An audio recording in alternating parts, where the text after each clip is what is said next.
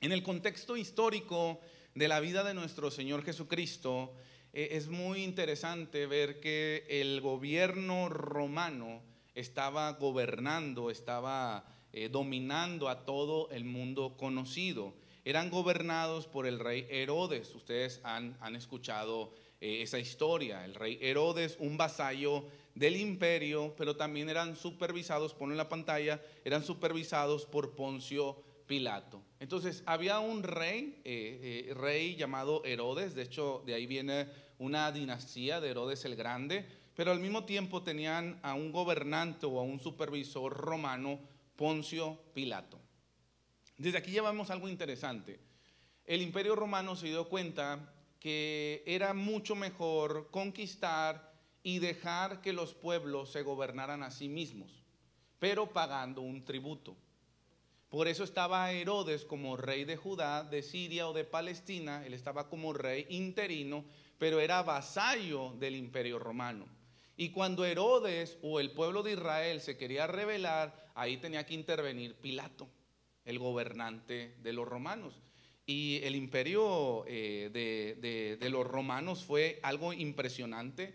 El imperio de los romanos duró más de 600 años y sabían dominar las ciudades, sabían dominar los imperios, y les decían a las personas, ¿sabes qué? Pueden tener su rey, pueden tener incluso su religión, pueden tener libre tránsito. ¿Qué quiere decir? Que aunque eran esclavos, estaban esclavizados porque Cristo se hizo esclavo por ti y por mí. ¿Sí sabías eso?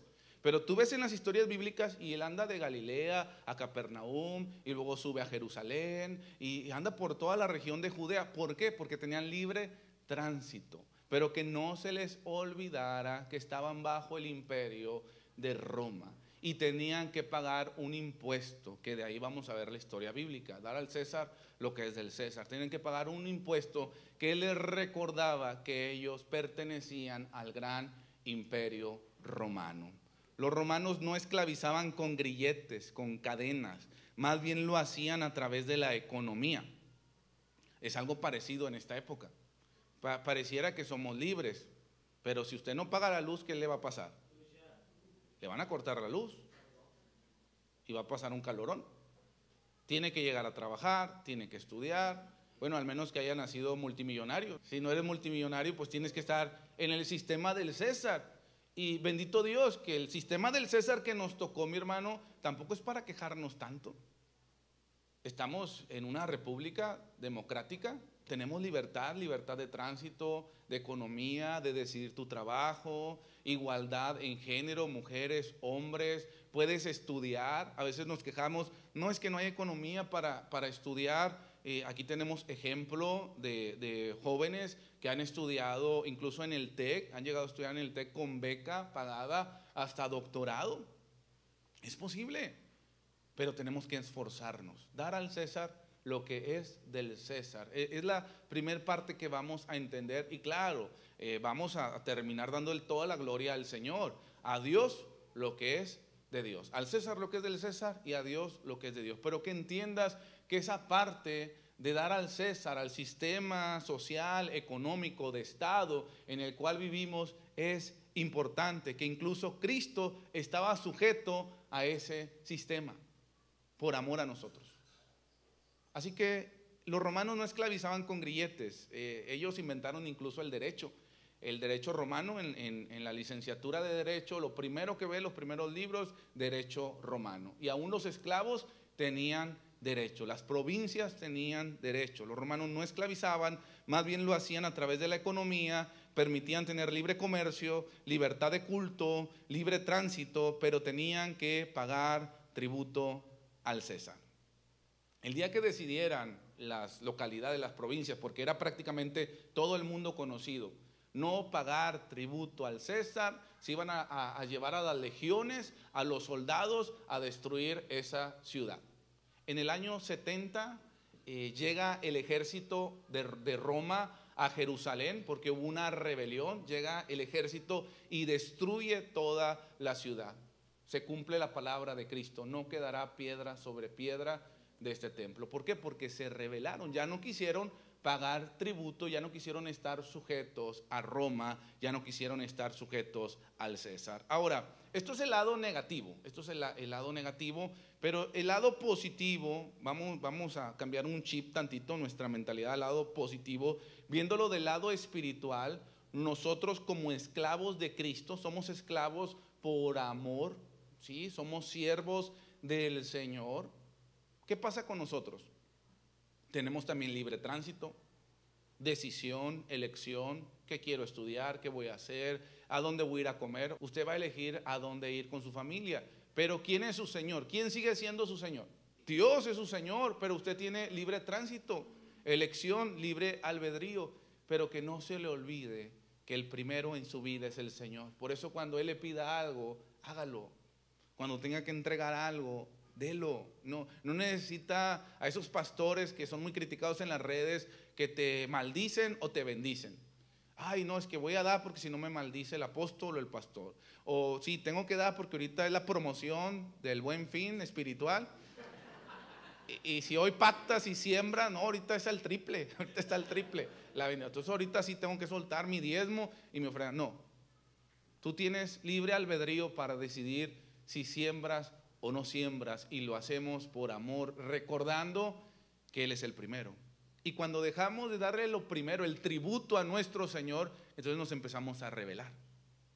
Y yo puedo poner ahí, sí, Dios es el primero en mi vida, y soy muy cristiano, y tu fidelidad es grande, y puedo cantar todos los coritos y todo, pero si no le doy mi tiempo, no le doy mis fuerzas, no le doy mi dinero, mis pensamientos, no le estoy dando al Señor el primer lugar, entonces solamente es un escrito, solamente es una publicación, pero no nace de mi corazón.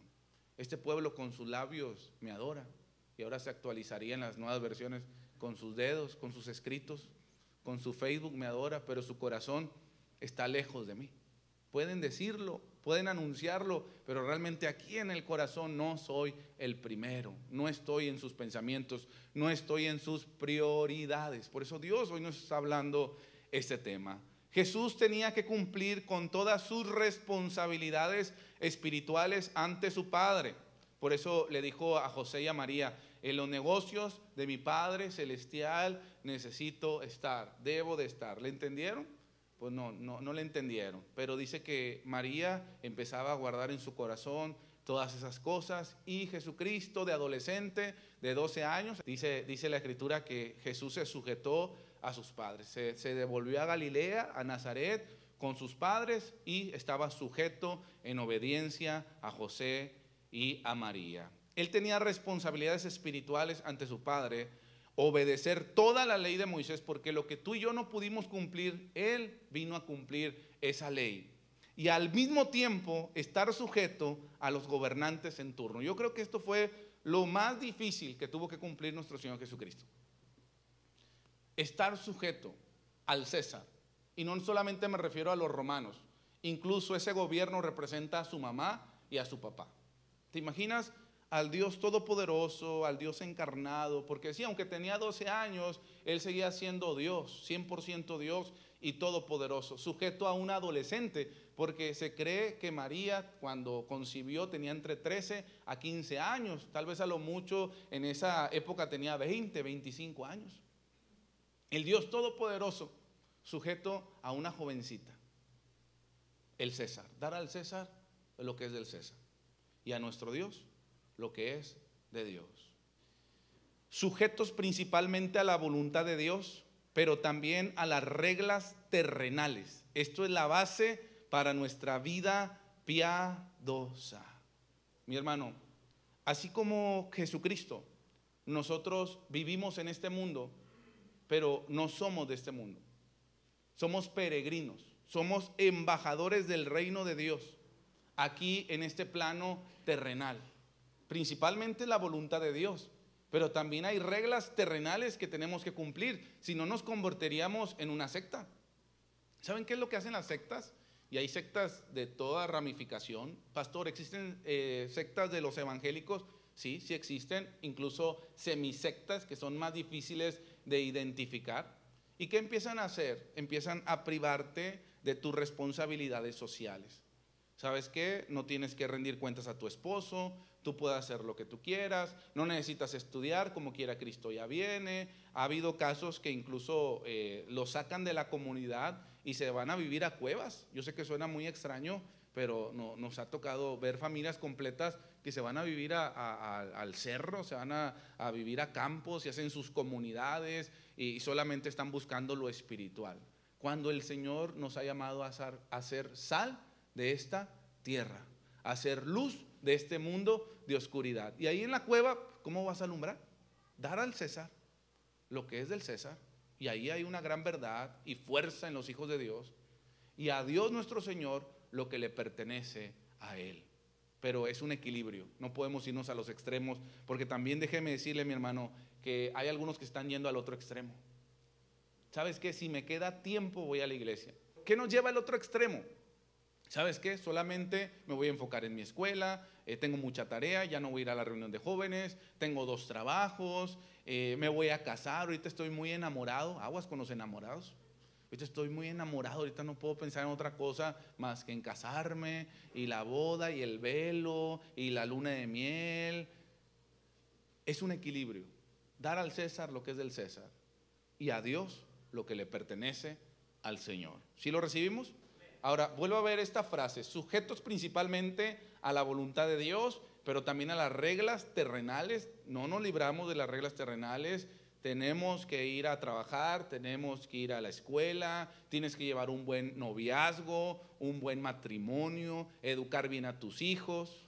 Esto es la base para nuestra vida piadosa. Y otra palabra que se describe como piadosa en la escritura es vida religiosa. Yo sé que a algunos no les gusta esa palabra, pero no está mal. Religiosa es el sistema que me conecta con Dios. Como ahorita estamos teniendo religión. Religión es dar este tiempo para buscar al Señor, dar la palabra, 4 cantos, las panderistas, venir a recibir la palabra. Ahorita vamos a orar, nos vamos a levantar, la liturgia, todo eso es una vida piadosa. Pero yo necesito una base. Dar al César lo que es del César es una base fuerte para yo poder construir también esa vida piadosa. Sin esa vida piadosa, mi hermano, cuando venga Cristo, si no tenemos esa vida piadosa, no nos vamos a ir con Él. Por eso una cosa va de la mano con otra. Tiene que fortalecer su vida religiosa, tiene que fortalecer su vida piadosa. No me falte a la iglesia. Y esto no es porque yo quiero ver aquí todo lleno y a mí que me conviene que la iglesia esté llena. No, por usted. No es porque al pastor le gusta o le conviene. Es su vida piadosa que le está construyendo para la venida del reino de Dios, de Jesucristo nuestro Señor. Y si no tenemos esa vida religiosa y esa vida piadosa, dice la Escritura que saldremos avergonzados ante su venida. Y eso yo no quiero para ninguno de ustedes. Yo quiero que usted se vaya con el Señor al reino de los cielos. Dice la Escritura, en un abrir y cerrar de ojos, cuando este mundo ya sea una catástrofe, este mundo ya no se pueda vivir aquí, el Señor nos va a llevar al reino de los cielos, nos juzgará en el cielo, pero no para condenación, sino para recompensas. Y luego dice la Escritura que volveremos con Cristo a reinar. Volveremos con Él a reinar aquí en la tierra. Yo sé que suena como película de ciencia ficción, a veces no nos alcanza la fe o la imaginación, pero está escrito y sus palabras no pasarán, sus palabras se van a cumplir. ¿Estamos aquí? Primera de Tesalonicenses 4:11, nueva traducción viviente. Dice la Escritura, pónganse como objetivo vivir una vida tranquila, ocúpense de sus propios asuntos. Y dice, trabajen con sus manos, dar al César lo que es del César. Trabaja con tus manos, tal como los instruimos anteriormente. Esta es una instrucción bíblica de enseñanza en la iglesia. Entonces aquellos que no son creyentes respetarán la manera en que ustedes viven y ustedes no tendrán que depender de otros. Esa es la base que debemos de tener los hijos de Dios. Ay, pastor, ¿está hablando de prosperidad? Sí, porque Dios nos prospera y Dios quiere tener una base sólida para su pueblo. Que tú tengas lo suficiente para acercarte a Dios y que también tengas poco o mucho, según tu administración, para invertir en las personas que están a tu alrededor. ¿Cuántos toman esta palabra? Y nos preparamos en el nombre de Jesús. ¿Decimos amén? Mateo 22, del 15 al 22, dice la Escritura, entonces se fueron los fariseos y consultaron cómo sorprenderle en alguna palabra. Adivine con quién consultaron. Consultaron con los políticos, con los herodianos. Ahorita lo vamos a ver. De hecho, ya en anteriores pasajes, los fariseos y saduceos ya no sabían cómo vencer a Jesús. Entonces fueron con los políticos. ¿Qué podemos hacer para destruir a este hombre? Y le enviaron los discípulos de ellos con los herodianos, los del partido político de Herodes, diciendo: Maestro, sabemos que eres amante de la verdad. Fíjese cómo actúa el diablo. Son las lisonjas, no las lonjas, las lisonjas. ¿Qué son las lisonjas? Las adulaciones. ¿Cómo llega la serpiente y nos adula? Nos endulza el oído. Maestro, sabemos que eres amante de la verdad y que enseñas con verdad el camino de Dios y que no te cuidas de nadie. Aquí ya está el veneno. O sea que tú no le respondes a nadie. Al punto que querían llegar es que Cristo se revelara y dijera: es cierto, yo a Roma no le tengo que rendir cuentas, yo al César no le tengo que dar nada, yo mi diezmo a Dios, a la iglesia, a la sinagoga, a la religión judía, pero al César no le tengo que dar nada. Y que no te cuidas de nadie, porque no miras la apariencia de los hombres. Dinos pues, ¿qué te parece? ¿Es lícito dar tributo a César o no? Esta pregunta era muy complicada, porque si Cristo decía que no, lo iban a acusar ante Pilato de rebelión.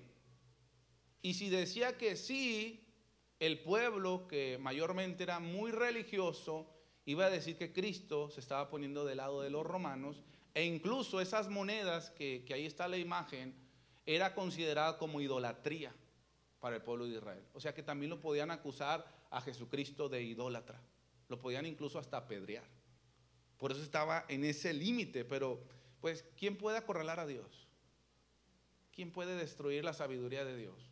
Realmente somos un puntito. Usted, ahí disculpe, pero es una hormiguita ante Dios, ante el Todopoderoso. A veces nos creemos sabios, pero la sabiduría de Dios no se compara a la nuestra.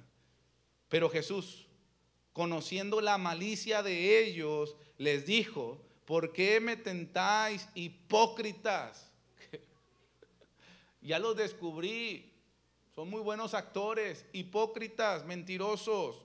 Mostradme la moneda del tributo, mostradme la moneda del tributo. Y ellos le prestaron un denario, que era el impuesto de un año.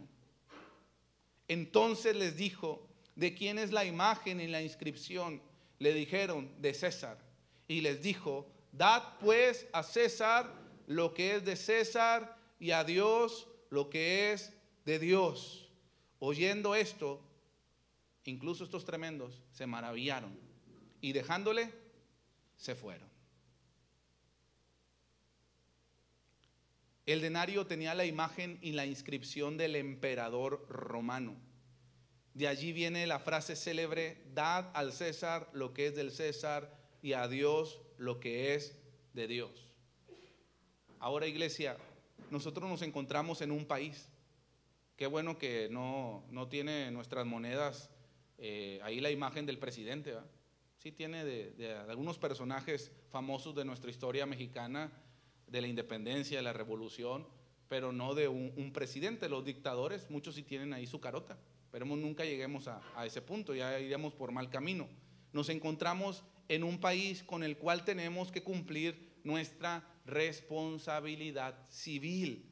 Pero también hoy Dios nos está recordando con esta historia que fuimos creados a su imagen y semejanza. Nuestra vida entera le pertenece al Señor. Tal vez el denario tenía la inscripción, la imagen y la inscripción del emperador, pero déjeme decirle algo: tú en tu persona, tú en tu carita linda, hermoso del Señor, bebecito del Señor, tú en tu carita linda está la inscripción y la imagen del Creador.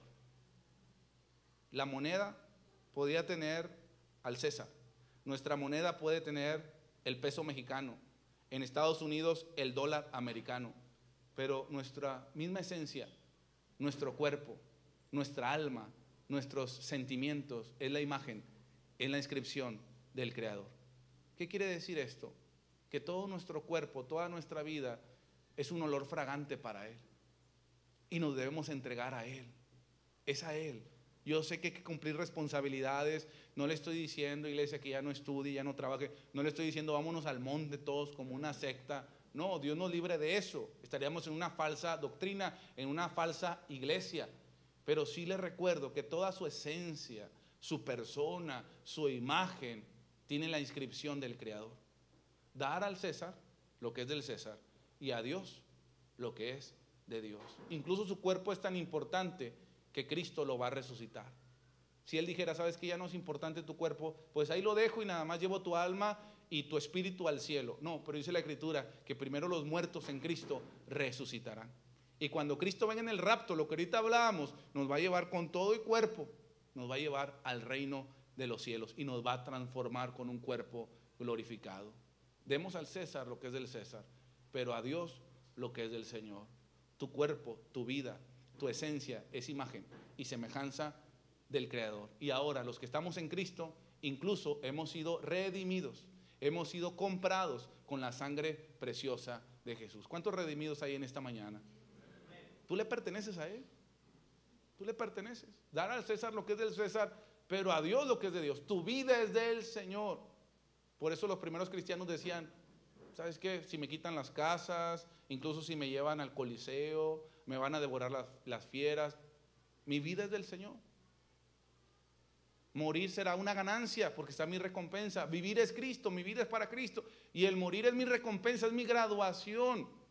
Por eso cuando viene un funeral, decimos como cristianos, es una tristeza terrenal, hay que llorar de forma humana el desprendimiento, pero es una alegría espiritual, hay como que un choque de entre la fe y nuestra humanidad.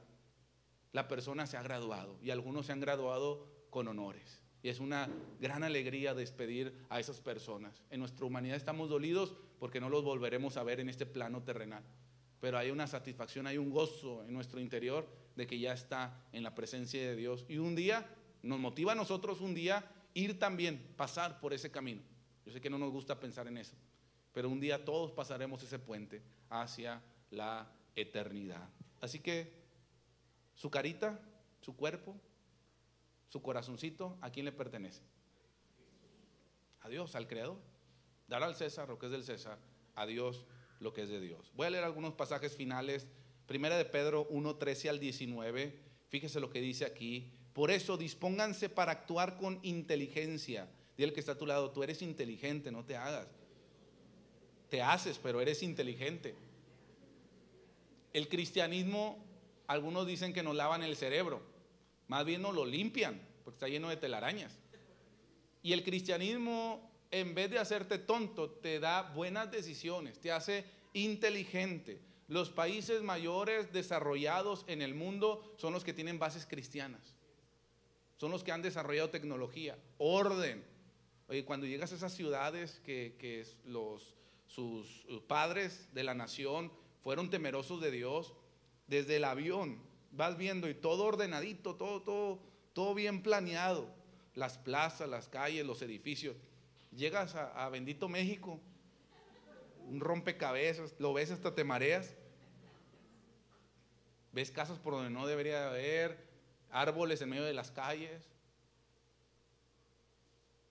Inteligencia, tengan dominio propio, pongan su esperanza completamente en la gracia que se les dará cuando se revele Jesucristo. Como hijos obedientes, no se amolden a los malos deseos que tenían antes cuando vivían en la ignorancia. Más bien sean ustedes santos en todo lo que hagan, como también es santo quien los llamó. Pues está escrito, sean santos porque yo soy santo, ya que invocan como Padre al que juzga con imparcialidad las obras de cada uno. Vivan con temor reverente mientras sean peregrinos en este mundo. Vas de paso en este mundo. Vive con temor, con respeto.